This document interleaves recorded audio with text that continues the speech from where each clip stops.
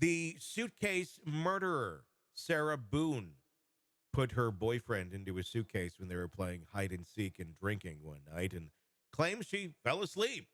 Woke up, he was in the suitcase. He was dead. But of course, also mocked him several times while he was in the suitcase. And yeah, I don't know if she didn't understand the consequences of what could possibly happen here, but there's a lot that she doesn't seem to understand, which we'll get into in a second. Robin Dreeke, retired FBI special agent, chief of the counterintelligence behavioral analysis program. I need you to put your behavioralist hat on here for this one because she's gone through, I believe, 8 attorneys now, and all court appointed.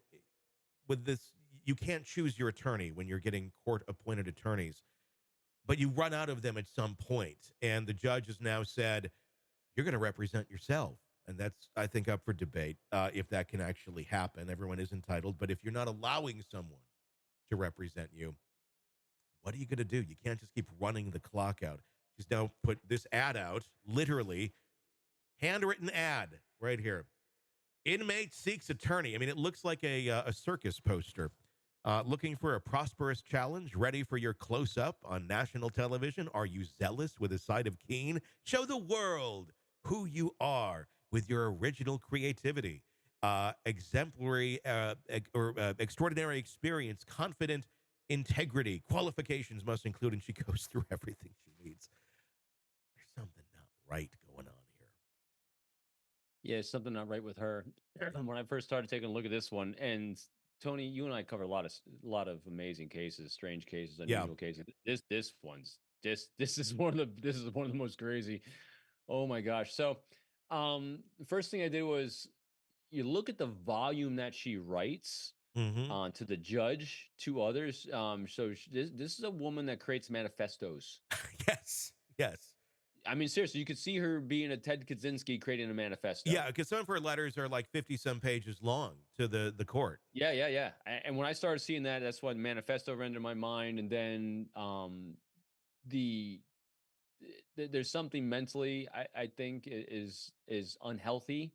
Again, not being a licensed psychologist or clinician or anything like that, and observing from third party, but we have death involved here, and running through 8 defense attorneys, it says what? Well, she's got massive control issues. The Mhm. fact that her boyfriend died in a suitcase where he's being controlled, says we have massive control issues. And I think representing herself is the only thing that she would probably allow, even though she's feigning putting this out there.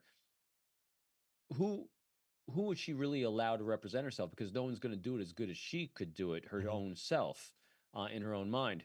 But you know, she recorded it.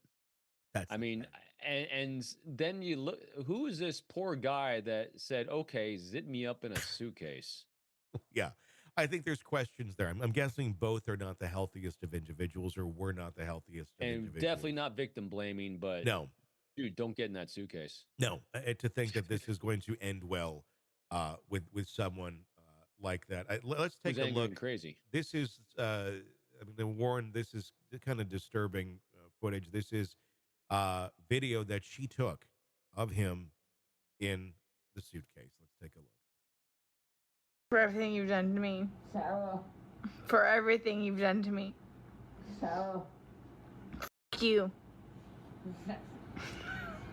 Sarah, Fuck you. Sarah, Stupid. Sarah, That's my name. Don't wear it out. Sarah. I can't breathe, babe. Seriously, Yeah, that's when you do when you choke me. Sarah. Uh, yeah. I mean, it's disturbing. But clearly she's in her own world. So once again, let's drink more. It'll go better. Because alcohol makes everything go better. That How many times you see this as well? yeah. You have the great quote of no one ever says if I just drank a little bit more, things would have Would have gone gone so better. much better. Yeah, never true.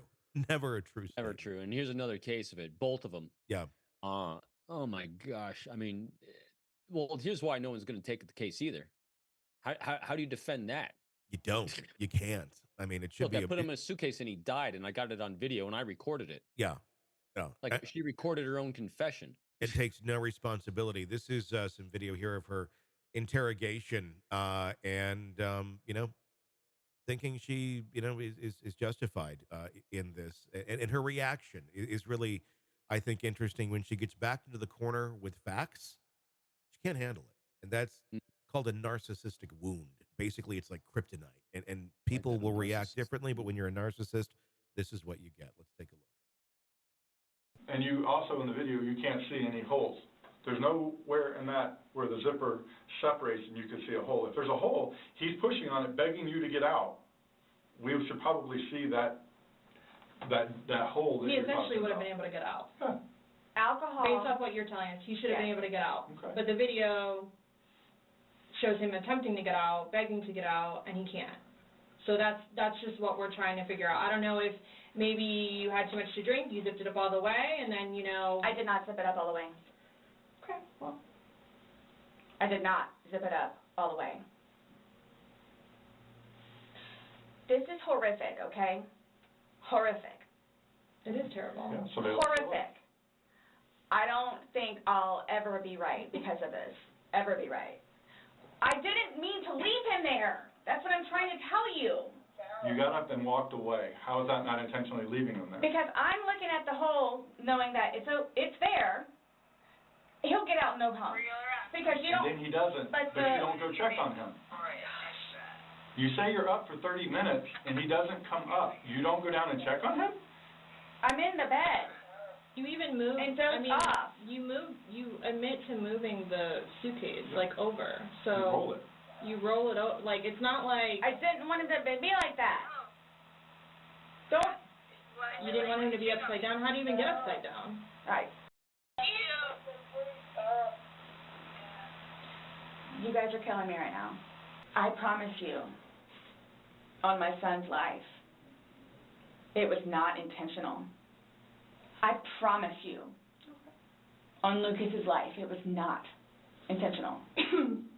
I don't know you. I can't say I know anything about you. I don't know what would be a true statement, what would not. I mean, you're promising on your son's life, that's fine. That's how much it means. Sorry.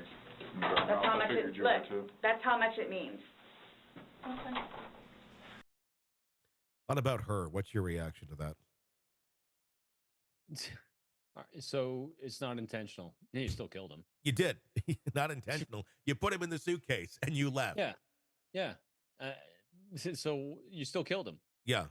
Your drunkenness, your rage, your anger, your control, you killed him. Mm-hmm. Yeah, I mean, she's defensive.